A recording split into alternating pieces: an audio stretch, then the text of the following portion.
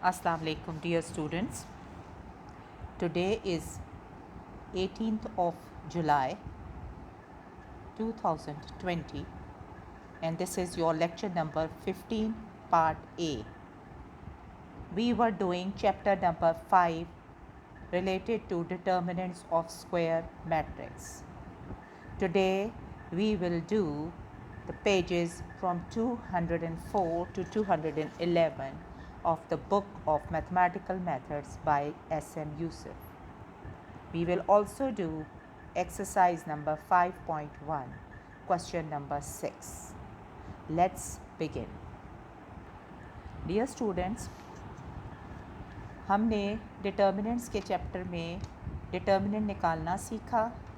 Algorithm यानी वो steps जिनके थ्रू हम डिटर्मिनेंट को निकाल सकते हैं, ख़ास नंबर ऑफ़ स्टेप्स जिनको फिर हम बार बार रिपीट करते हैं और बड़े बड़े n cross n square matrices का डिटर्मिनेंट निकालते हैं। वो हमने मेथड डिस्कस किया, उसको अप्लाई भी किया मुख्तलिफ़ क्वेश्चंस में। उसके अलावा हमने डिटर्मिनेंट्स के सिलसिले में हमने 2 डेफिनेशंस भी जमा की और हमें समझ आई। वो थी माइनर ऑफ अ मैट्रिक्स की और कोफैक्टर ऑफ द मैट्रिक्स की, जिसकी बुनियाद पे हमने डिटर्मिनेंट्स निकाले थे। चुनाचे हमने डिटर्मिनेंट्स की प्रॉपर्टीज़ भी की कि डिटर्मिनेंट्स की क्या क्या प्रॉपर्टीज़ होती हैं और वो कैसे क्या क्या रूल्स ओबे करते हैं, उनको हमने अप्लाई करना सीखा। आज हम डिटर्मिनेंट्स का role for finding the inverse of matrix हम डिस्कस करेंगे। 2 क्रॉस 2 मैट्रिसेस के लिए आप डिटर्मिनेंट बड़ी अच्छी तरह यूज़ करते रहे हैं, ठीक है, कि अगर A11, A12, A21, A22 matrix था, ठीक है, तो उसका आपने इन्वर्स निकालना बहुत सारे 2-3 मेथड्स हमने आपको सिखाए, जिनमें आपने एक मेथड ये भी था जिसमें कि आप डिटर्मिनेंट का यूज़ करते थे कि ए इन्वर्स निकालने के लिए आप करते थे adjoint of A over determinant of A. यही डिटर्मिनेंट ऑफ ए था जो डिटर्मिन करता था कि आया मैट्रिक्स जो है वो सिंगुलर है, इन्वर्टेबल है या नहीं, ठीक है, या इन्वर्टेबल है, नॉन सिंगुलर है, या फिर सिंगुलर है, या उसका या फिर उसका इन्वर्स एग्जिस्ट नहीं करता। वो ये चीज़ डिटर्मिन करती थी कि अगर उसका डिटर्मिनेंट 0 हो जाता था तो हम कहते थे ये मैट्रिक्स जो है ए सिंगुलर है, बिकॉज देखो इन्वर्स उसका नहीं निकल सकता। ठीक हो गया। चुनाचे अब हम बड़े जो n क्रॉस n मैट्रिसेस हैं उनके लिए हम डिटर्मिनेंट इस मेथड के ज़रिए इन्वर्स ऑफ मैट्रिक्स बताएंगे, ठीक है। तो इन्वर्स ऑफ मैट्रिक्स का फॉर्मूला तो यही होता है किसी भी मैट्रिक्स का adjoint A over determinant of A. Determinant of A को एल्गोरिदम के थ्रू हमने देखना सीखा, यानी अगर हम डिटर्मिनेंट ऑफ ए को रो 1 से एक्सपैंड करते हैं तो हम क्या करते हैं, हम A11 और उसको अपने कोफैक्टर के साथ मल्टीप्लाई करते हैं A12 और फिर उसको A12 के कोफैक्टर के साथ मैट्रिक्स के को मल्टीप्लाई स्पेस वाली जगह के 1-2 फर्स्ट रो सेकंड कॉलम वाले कोफैक्टर से मल्टीप्लाई करते हैं, plus so on up till A1n तक। तो हम डिटर्मिनेंट निकाल लेते थे।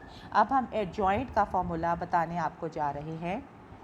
एडजॉइंट क्या होता है?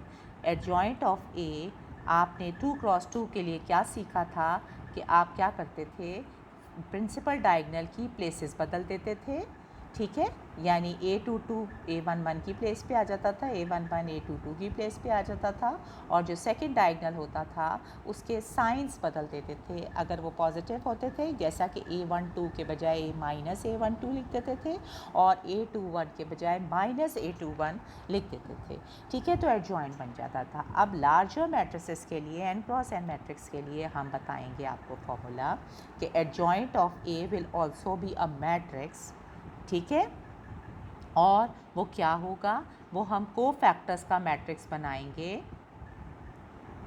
ठीक है, कोफैक्टर्स का मैट्रिक्स बनाएंगे। इसी तरह nth रो फर्स्ट कॉलम और फिर यहाँ से आखिरी फर्स्ट रो nth कॉलम, इस तरह ये सारी और nth रो n कॉलम तक हम मैट्रिक्स बनाएंगे, ठीक है, और फिर को फैक्टर्स का और उसका ट्रांसपोज ले लेंगे तो हमारे पास एडजॉइंट ए आ जाएगा। चुनांचे हम ए इनवर्स निकाल लेंगे एडजॉइंट ओवर ए डिटर्मिनेंट के फॉर्मूले से। Is it clear? Although it is a cumbersome process for the larger matrices, हमने उसके लिए आपको बहुत सारे और भी मेथड सिखा दिए थे। मसलन हमने पिछली दफ़ा ये सीखा कि अगर हम A के ऊपर रो ऑपरेशंस या सिर्फ कॉलम ऑपरेशंस करते हैं और साथ में आइडेंटिटी मैट्रिक्स के ऊपर भी वही ऑपरेशंस करते हैं, तो जब A जो है वो आइडेंटिटी में कन्वर्ट हो जाता है according to R row column operations, तो जो आइडेंटिटी मैट्रिक्स है वो फिर ए इन्वर्स में कन्वर्ट हो जाता था। ये मेथड भी बहुत ही आसान और अच्छा मेथड था। चुनांचे आप ए इन्वर्स को बहुत आसानी से इसके थ्रू भी निकाल सकते हैं। ठीक हो गया, जिस तरह आप चाहें। बट हम अगर मैट्रिक्स डिटर्मिनेंट्स की मदद से इन्वर्स ऑफ मैट्रिक्स निकालें तो फिर हमें adjoint of A over determinant of A जो है वो हमने निकालना होगा। अब हम यही मेथड आपको अप्लाई करके दिखाते हैं on the matrix A equal to 1 2 3 2 3 1 3 1 2। इसके लिए डिटर्मिनेंट अगर मुझे निकालना है ए का तो मैं सबसे पहले चेक करूँगी इन्वर्स निकालने के लिए कि डिटर्मिनेंट तो ज़ीरो नहीं होता। मैं इसको फर्स्ट रो की मदद से मल्टीप्लाई कर देती हूँ। लेकिन सबसे अगर आपने ये मेथड लगाना है तो सबसे आसान मेथड है कि आप डिटर्मिनेंट पहले निकाल लें और फिर को फैक्टर्स निकालें। चलिए, फ़िलहाल डिटर्मिनेंट तो खैर आप खुद निकाल लेंगे। चलिए मैं पहले को फैक्टर से आपको स्टार्ट करती हूँ। अगर मैंने A1 का को फैक्टर निकालना है तो मुझे क्या करना पड़ेगा? मुझे -1 raise to power I plus J row plus column का नंबर ऐड करना पड़ेगा, जिससे कि मुझे अंदाज़ा होगा कि ये जो A11 है ये पॉजिटिव नंबर है या नेगेटिव नंबर है। उसके बाद मैं माइनर ऑफ A11 निकालूंगी, माइनर ऑफ A11 का डिटर्मिनेंट। तो मैं सिंपली क्या करूँगी, फ़र्स्ट रो और फर्स्ट कॉलम को भूल जाऊँगी और जो बाकी का नंबर मैट्रिक्स में बचेगा उसका डिटर्मिनेंट निकाल लूँगी। ये 2 क्रॉस 2 है, चुनांचे ये आ जाएगा 6 - 1 और A11 आ जाता है +5। सिमिलरली A12 निकालूँगी जो कि फिर आ जाएगा 2। देखें इनके दोनों का यहीं से देख लिया करें कि ये जो -1 है हमें कैसे इवन या ऑड देगा। 1 + 2 का मतलब ऑड, चुनांचे इसका A12 का साइन माइनस हो जाएगा because of -1 raise to power I plus J. ठीक है, उसके बाद फर्स्ट रो और सेकंड कॉलम को आप डिलीट कर देंगे तो ये आ जाएगा 4 - 3 that is -1। Similarly, you will find out A13 that will be -7, A21 will be -1, A22 will be -7, A23 will be 5, A31 will be -7, A32 will be 5 and A33 will be -1। ठीक हो गया। जब हमें ये चीज़ें निकल आएंगी तो फिर हम क्या करेंगे, हम पहले इसका डिटर्मिनेंट निकाल लेंगे। Determinant with respect to first row, determinant with respect to बेशक फर्स्ट रो कर ले या किसी भी रो, क्योंकि अब आपके पास सारे को फैक्टर्स मौजूद हैं। डिटर्मिनेंट क्या आएगा, फर्स्ट रो के मुताबिक 1 जो था वो पहला एलिमेंट था फर्स्ट रो का, उसको अपने को फैक्टर से मल्टीप्लाई करेंगे, प्लस फिर 2 लेंगे और उसको अपने को फैक्टर से मल्टीप्लाई करेंगे, प्लस फिर 3 लेंगे और फिर 3 वाला जो स्पेस थी यानी A13 उसको को फैक्टर ऑफ कैपिटल A13 से मल्टीप्लाई करेंगे और हमारे पास डिटर्मिनेंट आ जाएगा ये 23 - 5 will give you 18 I think.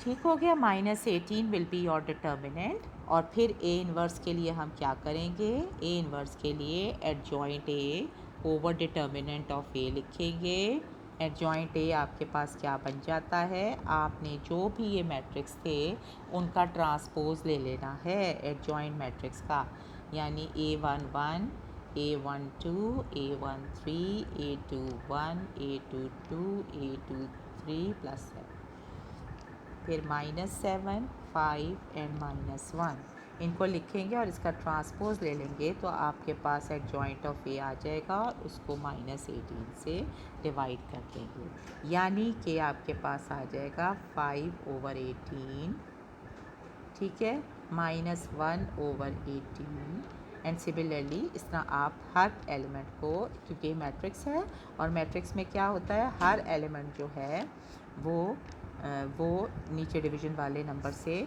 Divide हो जाता है, ठीक है, तो आप यूँ कर लेंगे, ठीक है। सिमिलरली यहाँ यहाँ यहाँ यहाँ यहाँ यहाँ और ये आपके पास इन्वर्स आ जाएगा। चेक करने का क्या तरीका है कि ए वाले मैट्रिक्स को जब आप ए इन्वर्स से मल्टीप्लाई करेंगे तो वो आइडेंटिटी 3 ऑर्डर वाली आ जाएगी। समझ आ गई है? ये लेंथी सवाल है और इस तरह आप इसे हल करेंगे। अब देखते हैं जी क्वेश्चन नंबर 6 पार्ट 1 2 3 4। इन सबको आप वैसे ही बुक में देखें तो आपको समझ आ जाएगा। क्वेश्चन 5 मैं आपको कराती हूँ, क्वेश्चन 1 2 3 4 आप ये जो ही मैं हिंट 5th से दूंगी तो आपको खुद अंदाज़ा हो जाएगा कि हम कैसे अप्लाई करेंगे। आपको क्वेश्चन 6 में कहा गया है prove that each of the following determinants vanish, that means उन डिटर्मिनेंट्स की वैल्यू जो है वो ज़ीरो है। प्रूव करना है विदाउट एक्सपेंशन, खोले बगैर अंदाज़ा करें। तो हमारे पास डिटर्मिनेंट्स की प्रॉपर्टीज़ हैं कि वो कब डिटर्मिनेंट वैनिश होते हैं, जब उनमें से किसी एक उनके पूरी किसी एक रोम या कॉलम में हर एलिमेंट ज़ीरो हो जाए या फिर कोई सी 2 रोज़ या 2 कॉलम्स जो हैं वो बराबर हो जाएं, एक जैसे हो जाएं, ठीक है। तो हम अगर इसकी तरफ देखते हैं क्वेश्चन नंबर 5 की तरफ, इसकी सवाल ये दिया हुआ है, क्या ये इनमें आपको कुछ कॉमन नज़र आता है? जी हाँ, मुझे तो नज़र आ रहा है कि अगर कॉलम हम रो कॉलम ऑपरेशन कर सकते हैं। अगर हम देखें कि कॉलम 1 कॉलम 2 में से प्लस करें और कॉलम 2 को 2 में नहीं कॉलम माइनस कॉलम 1 को प्लस करते हैं कॉलम 3 में, तो ये क्या हो जाता है हमारे पास, यहाँ तो साइन स्क्वायर अल्फ़ा आ जाता है, साइन स्क्वायर बीटा आ जाता है, साइन स्क्वायर गैमा आ जाता है, cos 2 अल्फ़ा आ जाता है, cos 2 बीटा आ जाता है, cos 2 गैमा आ जाता है। मगर थर्ड कॉलम में क्या होता है, जब कॉलम 1 को माइनस से मल्टीप्लाई करूँ और फिर कॉलम 3 में ऐड कर दूँ तो वो आ जाता है cos square alpha minus sine square alpha. Similarly नीचे भी cos square beta minus sine square beta, cos square gamma minus sine square gamma third में आ जाता है। तो आप देखें कि ये क्या चीज़ थी, जी हाँ, ये आ जाती है cos ऑफ 2 अल्फ़ा के बराबर।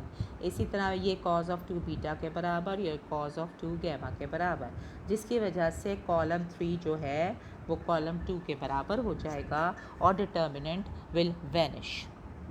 ठीक हो गया? तो आप इसको प्रॉपरली काम करेंगे। नेक्स्ट सवाल जनाब हम करते हैं यहाँ पर। अब फिर पार्ट नंबर 6 को देखें कि उसमें हमें मुख्तलिफ ट्रिग्नोमेट्रिक रेशियोज़ की शक्ल में डिटर्मिनेंट दिया हुआ है और कहा गया है कि ये भी वैनिश हो जाता है, प्रूव करें विदाउट एक्सपेंशन। अगर हम इसको देखें तो ये आ जाता है sine of alpha cos of eta plus minus plus cos of alpha sine of eta, ठीक है। अगर इसी तरह यहाँ बीटा के साथ होगा और यहाँ गैमा के साथ एक लंबी सी ये अल्फ़ा प्लस बीटा ईटा वाले फार्मूले से हम कर सकते हैं। ठीक हो गया? तो हम अगर इस इधर देखें, अगर हम कॉलम 1 को, ठीक है, कॉलम 1 को हम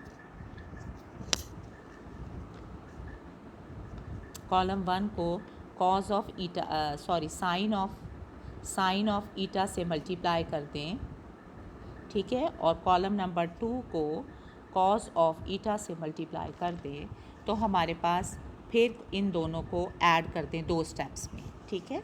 तो हमें क्या करना पड़ेगा, इस पूरे डिटर्मिनेंट को एक साइन ऑफ ईटा से मल्टीप्लाई करना पड़ेगा और कॉज ऑफ ईटा से मल्टीप्लाई करना पड़ेगा। किसको, कॉलम 1 को और साइन ऑफ ईटा से, और कॉलम 2 को कॉज ऑफ ईटा से। फिर उसको ऐड करना पड़ेगा कॉलम 3 में, फिर कॉलम 3 में, ये 2 स्टेप्स में होगा। तो आपके पास आ जाएगा यहाँ पर sine of eta, cos of eta से ज़ाहिर है फिर डिवाइड भी करना पड़ेगा डिटर्मिनेंट को, और यहाँ पर आपके कोई चीज़ आएगी, यहाँ पर आएगी, ये आप सब खुद करेंगे, ठीक है। और ये इसके मुताबिक जब आप इन दोनों को ऐड करेंगे, जब इनको ऐड करेंगे, सब्ट्रैक्ट करेंगे, सॉरी, इसको माइनस से करें और इसको भी माइनस से करें, ठीक हो गया। तो जब आप इनको ऐड करेंगे आपस में तो ये दोनों कैंसिल आउट हो जाएंगे और यहाँ पर 0 0 0 आ जाएगा। तो एक पूरा कॉलम जो है 0 हो जाएगा और इस तरह आप इसे ऑब्जर्व कंप्लीट कर सकेंगे, ठीक हो गया।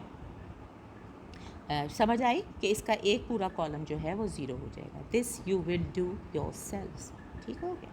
नेक्स्ट वीडियो, चलें बच्चों, अब फिर 8वां सवाल है, इसमें भी नोट डाउन करें। देखिए इस डिटर्मिनेंट का ट्रांसपोज भी वैसा ही है जैसा कि ये खुद है, ठीक है। तो इसमें भी रो कॉलम ऑपरेशंस आप एट ए टाइम खुद ही कर लें जैसे भी, ठीक है। तो हम इसको यहाँ पर करके देखते हैं। अगर इसकी तरफ देखें तो मुझे इसका अगर आपको इस तरह कुछ समझ भी नहीं आता तो आप क्या कर सकते हैं, जो हमने वहाँ पर अप्लाई किया था एल्गोरिथम ऑफ डिटर्मिनेंट खोलने का, वो भी हम अप्लाई कर सकते हैं। यानी कि अगर मुझे कुछ समझ ना आए तो मैं क्या करूँ कि -R1 करूँ और उसमें R2 को ऐड कर दूँ, कॉस ऑफ एल्फ़ा R1 करूँ और R2 में ऐड कर दूँ, तो क्या होगा, यहाँ आ जाएगा, यहाँ 0 आ जाएगा, ठीक है। यहाँ कॉस एल्फ़ा पड़ा होगा, यहाँ 1 minus cos alpha, cos square alpha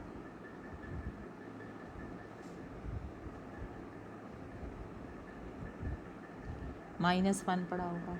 फिर इसी तरह यहाँ कॉस बीटा है और चूँकि मैंने कॉस बीटा से मल्टीप्लाई किया है माइनस से कॉस एल्फ़ा से, तो यहाँ क्या होगा, ये cos alpha cos beta minus sine alpha sine beta और फिर minus cos of alpha cos of beta से जब होगा तो यहाँ पर खाली बच जाएगा sign alpha sine beta. Next step पे फिर मुझे दूसरा ऑपरेशन करना होगा और दूसरा ऑपरेशन मैं क्या करूँगी कि माइनस कॉस ऑफ बीटा करूँगी R1 को, प्लस R3 में ऐड कर दूँगी, तो यहाँ फिर 0 आ जाएगा। अब यहाँ जब मैं कॉस बीटा से मल्टीप्लाई करूँगी माइनस से, तो minus cos beta cos alpha होगा, जो कि इधर जो है वो कैंसल आउट हो जाएगा और यहाँ फिर साइन एल्फ़ा साइन बीटा आ जाएगा। ये आपको खुद करना है बेटा, ठीक है। फिर यहाँ मैंने फिर कॉस बीटा से किया तो यहाँ पर आ जाएगा 1 माइनस कॉस स्क्वायर बीटा, ठीक है। दिल चाहे तो आप फर्स्ट की रिस्पेक्ट से खोल दें, फर्स्ट कॉलम की रिस्पेक्ट से एक्सपैंड कर दें, expand by first row, first column, ठीक है। तब भी ये 0 हो जाएगा क्योंकि जब आप एक्सपैंड करेंगे इसका आंसर जब आप क्रॉस मल्टीप्लाई करेंगे जो भी, तो फिर वो 0 हो जाएगा। अदरवाइज़ दूसरा तरीका क्या है कि अगर हम इसको देखें तो हम देखते हैं जनाब, चलो जी खोल लो भाई, ठीक है, इट्स ओके, ठीक है। तो फिर उसके बाद जब आप खोलेंगे तो ये आंसर 0 आ जाएगा। क्लियर हुआ है बच्चों को? अच्छा जी। दूसरा तरीका ये था कि यहाँ पे अगर आप साइन अल्फ़ा कर दें, ये साइन स्क्वायर अल्फ़ा आ जाएगा, यहाँ पे भी साइन स्क्वायर अल्फ़ा आ जाएगा, ठीक है। एक मिनट मैं आपको इस तरह भी सिखा देती हूँ, वैसे एक्सपैंड कर दिया, उसके अलावा मैं आपको यहाँ पे दूसरा तरीका सिखाती हूँ, ठीक है। अच्छा, अब नेक्स्ट जो डिटर्मिनेंट बनेगा, गन तो बहुत मचा दिया वैसे मैंने, ठीक है। नेक्स्ट डिटर्मिनेंट जो बनेगा, यूँ बनाती हूँ मैं इसको खुद साफ करके, ऊपर लिखा है कॉस एल्फ़ा, नीचे लिखा ये बन जाएगा साइन स्क्वायर एल्फ़ा, ये कॉस स्क्वायर एल्फ़ा -1 था, नीचे यहाँ पड़ा है माइनस साइन एल्फ़ा। अब ये पड़ा है जनाब कॉस बीटा, ये यहाँ पे पता नहीं मैंने कुछ किया था, ठीक है ना, 1/, कुछ लिखा था साइन एल्फ़ा से मल्टीप्लाई किया था, हाँ ठीक है। तो बेशक कॉस एल्फ़ा यूँ करके कॉस एल्फ़ा साइन एल्फ़ा आ जाएगा, क्योंकि इसने 0 होना है तो यहाँ लिख ना लिखूँ एक ही बात है, ठीक है। अच्छा, यहाँ पे लिखना पड़ेगा आपको। अच्छा, फिर ये आ गया जी minus sine alpha sine beta और यहाँ पे आ जाएगा साइन स्क्वायर बीटा, बीटा आ रहा है, साइन स्क्वायर अल्फ़ा आ रहा है, पता नहीं क्या आ रहा है भाई, 1 माइनस कॉस स्क्वायर बीटा, ठीक है। तो साइन स्क्वायर बीटा आ रहा है। ठीक हो गया। अब अगर हम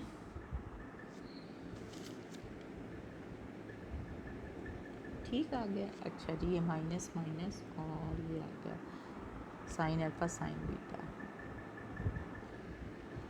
अब अगर हम इसमें से साइन अल्फ़ा का कॉमन ले लें और यहाँ से हम साइन बीटा कॉमन ले लें, ठीक है, तो मैं यार अब कर देती हूँ। साइन बीटा मैंने कॉमन ले लिया, एक यहाँ से उठ गया।